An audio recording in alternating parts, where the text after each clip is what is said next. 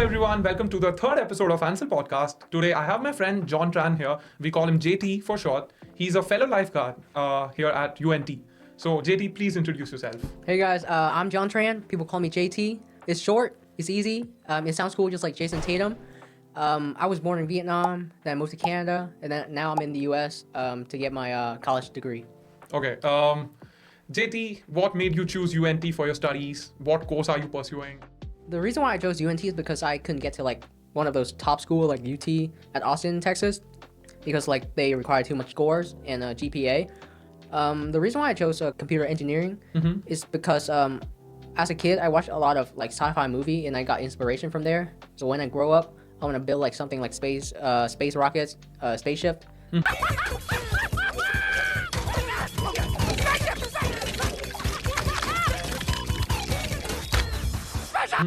So that humankind can like travel beyond our universe. Yeah. Why did you choose computer engineering instead of computer sciences? Well, because computer science, they focus more on the software part, and computer engineering, they focus on both hardware and software. I kind of want to work with something that I can physically touch and see, and so that's why I chose computer engineering. Okay, and yeah. Growing up in Vietnam and growing up in Canada and now coming to the US, what's a funny cultural shock that you've noticed? I know it's kind of stupid, but it'll be a plastic bag, right? Plastic bag in Canada is, they charge you like 97 cents per bag at every grocery store. But when I moved to the US, I went groceries with my aunt, and she started taking lots of bags at the checkout. I was like, chill out. It's gonna cost us like at least 10 bucks on those groceries. But then she explained it to me that the US is not like Canada, it's free, right? And she can recycle it by using it as like in trash bin for trash. So I was like, yeah, that's smart. Take more. Yeah. How did your parents react when you first told them that you wanted to move to the US for your bachelor's? Well, actually, I didn't want to move here in the first place because I have friends back in Canada, and it's kind of sad to like say goodbye to my friends to move like to a new country. But they wanted me to move here because the degree would be more valuable than the Canadian one, because you know American education is like top of the world, right? Yeah. And that's why they want me to go here. What's the weirdest or the funniest thing about American college life that you've experienced? I would say fraternity and sororities. Okay. I didn't know what they are as a freshman. Like last year I was a freshman, now I'm a sophomore.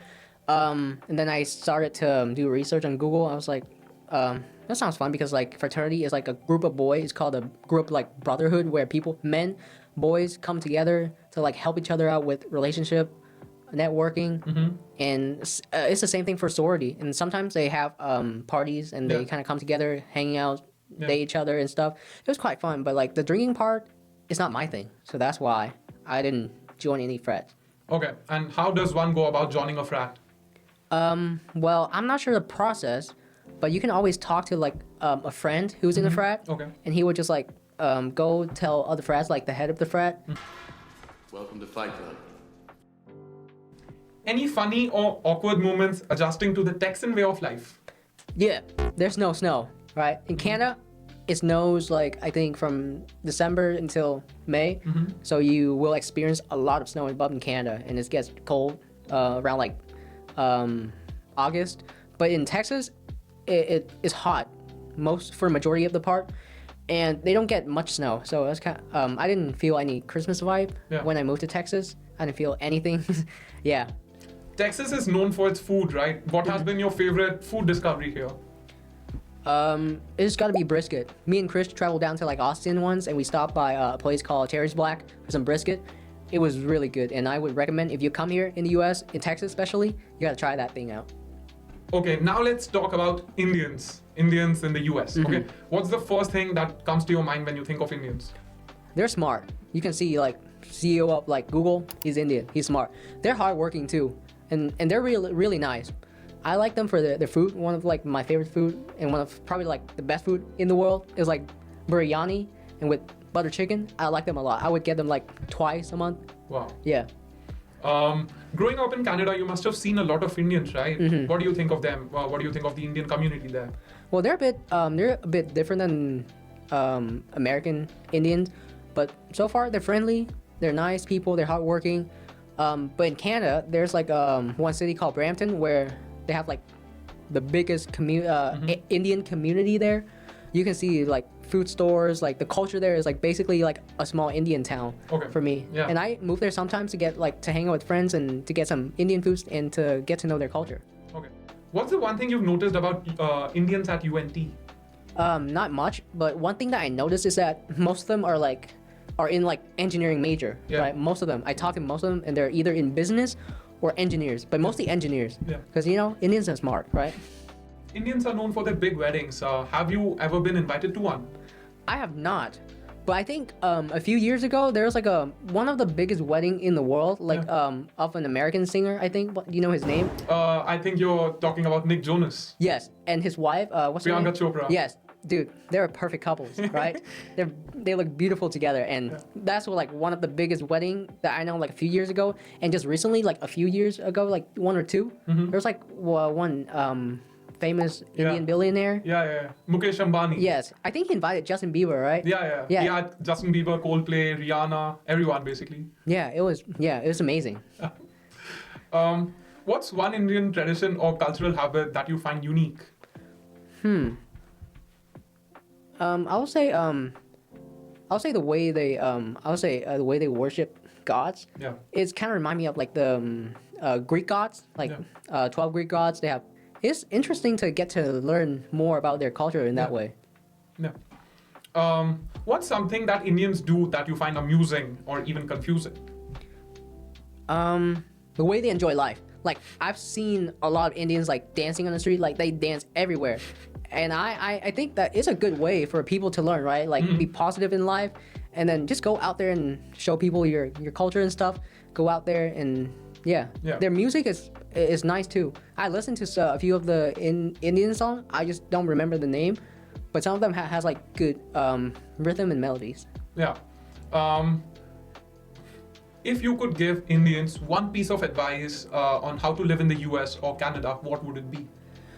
Well, in the US, they're pretty nice. Like I don't think I have any advice for an Indian here, but in Canada, right now, the situation is like really chaotic. I would say, I'm saying this not like I'm trying to like offend all the Indians here, but like there's some good and bad people. Same for my culture, same for other races too. But Indians in Canada, some of them are like kind of disrespect to Canadians, and even Indians find it offensive too, right? So I would say be respectful to everyone that you come across. Yeah. If an Indian student asked you advice on how to survive in Texas, what would you give?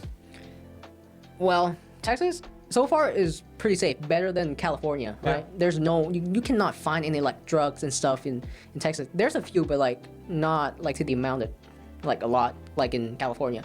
But so far, Texas is pretty safe. I don't think just don't mess with like the wrong people. Same for me, same for everyone, because Texans, they do carry guns around them. If you make a wrong move, you can get shot and stuff. And that's like a warning for like everyone, not only Indians, but for every other race as well. Make sure to like teach your kids the right way in Texas. Yeah. JT, we work as lifeguards, right? And it's one of the most high-paying student part-time job and also pretty easy. So how does one become a lifeguard? Well, first of all, you gotta know how to swim, right? If you can't swim, you can't save people. So when you want to join the lifeguard community at UNT, they will test you with 3 skills. One is the swimming, treading, and then picking up the bricks, where they drop like a 10-pound brick down to like a 7-foot pool, and then you have to swim, pick it up, come back in like 1 minute and 40 seconds. I find it challenging. I didn't like it because I don't have 20/20 vision. But yeah, it's not hard, but you need to like have like a quick thinking to be a lifeguard. And then after that, when you're a lifeguard, you need to continue to learn, like learning nonstop. How do you balance your computer engineering workload along with your lifeguard shifts? It all comes down to time management. Like as a college student, you need that skill in order to survive, because college life is a lot. Lots of things go around you. I have sport, I have work, and then I have school. And computer engineering courses are hard too. Yeah. And I have to learn how to manage time in order to survive in college. Okay.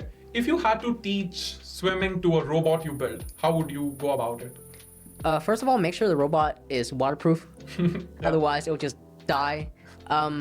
Second of all, first thing first, for human and robot, they need to learn how to float, right? And after that, go deep into the techniques like freestyle and stuff. Freestyle is basics swimming style for everyone, and then the frogs. I don't know if the robot can do like butterfly. It's hard for me. Maybe it could be hard for the robot, but if I program it well, it can do it. Okay. Okay. If you could build a dream gadget to make students' life easier, what would you build? I don't know. Maybe they already have it. It's ChatGPT. Everyone uses it, even me. Like when my professor assigned me like a coding project, I was like, how do I do this? Then I go on ChatGPT. I was like, hey Chat, help me out, and then he just gave me like Hacker man. a bunch of code. The whole thing? Yeah, the whole thing. I just modify it into my own, fix some words, and boom, there you go. There you go, professor. It's my work. Okay. So you're also an international student, right? What one piece of advice would you give to an international student who's planning to come to the US? The U.S., they're really strict on immigrants, right? So make sure y'all don't do anything illegals. Yeah. Which the thing in America is that nothing is above the law. Once you get into like violate the law, your bad record will affect you for a whole life, right? And if you're planning to stay here after college, if you want to get into like a workplace, apply for like a green card, you better have a good record, student record, in order to live here. Yeah. Yeah. Okay. Do you feel more like a Canadian, US citizen, or a Vietnamese at this point? I feel more Canadian because right now it's cold in Texas, but not as cold as in like Canada. I always walk around in like shorts and sweater. Yeah. So I feel like I still have some Canadian in me, right? Because like Texas, when it gets to like, I'll say 1 degree Celsius, they start to like gear up, like in tons of clothes. I was like, it's not necessary, dude. It's not that cold, right? So I feel like I'm more of like Canadian. Yeah. Yeah. If you had to write a book about your international experience in the US, what would the title be? Maple syrup man in the brisket world. Right? Does it sound good? it's a good title. Yeah.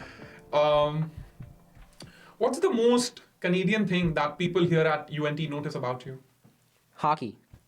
Even though I don't do hockey. I do lacrosse, which is similar. But yeah, I would say the way I say sorry to people, as you know, Canadians say sorry to people a lot. Nothing happens in Canada. We're gonna mop the floor with you. We're gonna put the boots to you. Sorry. They're polite. They're not like Texans who go out and bully people, right? Yeah. If you were stranded in the US and you had only $10, what is the first thing you would buy to survive? I would say I would buy a water bottle because water is essential for everyone. Second of all, I would use the rest of the money to like get a resume. Yeah. And then submit it to like a workplace. Hey, that's a good answer. Yeah, That's a good because like answer. there's a lot of homeless in America, and I was like, dude, go get a job. America is not like every other country. There's like opportunities everywhere, Yeah. right? It's kind of stupid if you don't get a job. The only thing that can get you homeless is drug addicts or like alcoholic, Yeah. right? Yeah, Other than addictions, you'd be pretty good. exactly. Yeah. What's one American slang or word that you would never use? So far, like everyday life, I use lots of slangs, and I would say the most popular word is a banned word. Anyways, it's the the N word. No one's allowed to say it except for black people. Yeah. But like, I would say you just have to find like a good friend and true. say it to them. Yeah, right? Because they're not gonna snitch on you. Yeah. Okay. If you had to explain Texas to a Canadian, how would you describe it in 3 words? Guns, hot, and brisket. Okay. Okay. What's a stereotype about Canadians that is 100% true about you? I'm a very polite person, and I say sorry a lot, no matter if I'm right or wrong. I was like, the first thing I say is sorry. Yeah. What's one cheat code that every international student would need to survive in the US? I would say learn English. Like I know Indians, they speak good English, like most of them. But for those who is not good at English, make sure y'all learned how to speak English, speak with like proper grammar, and the accent is just a bonus, right? Yeah. If you speak good grammar, you just fit right in. Yeah. Okay. Which would you rather fight? A giant Texas-sized mosquito or 100 Canadian-sized geese? Ooh. Yeah, I would not mess with a Canadian, I'll say goose, right? Yeah. Because in Canada, we have a term for them, a special term, the Canadian Air Force, right? Okay. Every time you walk by them, they'll just stare at you for a second, and they'll just start chasing after you. It hurt when they bite you. So yeah, every time I walk past them, I was like, don't chase me. I was like, I always say like 10 meters away from them and started running, right? Make sure to avoid the Canadian geese. They're not fun. If lifeguards had a secret superhero society, what superhero would you be? I'll say, since we're lifeguards, we deal with water a lot. I'll say Aquaman or like the guy from Wakanda, Namor. Yeah. Yeah, those guys. Yeah. Okay. Coming to last few questions. Finish this sentence. Living in Texas as a Canadian is like? Living in hell because it's hot and there's no snow. Okay. And what's your go-to reaction when someone asks, do you say a lot? Oh, yeah. You do? Yeah, I do say it a lot, right? Because, like, it's a word. I find it fun to say it when, you know, it's a good way to end a sentence, right? Yeah. Can you give us an example? Let me see. Let's say you're drinking a coffee, right? You and your friend are drinking a coffee, and the coffee is good. Then you ask your friend, coffee is good, eh? Yeah, that's a good way to end a sentence. Yeah, simple. Okay, coming on that note, this was a good episode, eh? Thank you so much, guys, for tuning in. See you in the next episode of Bye, the Ansel people. Podcast. Please like, share, and subscribe.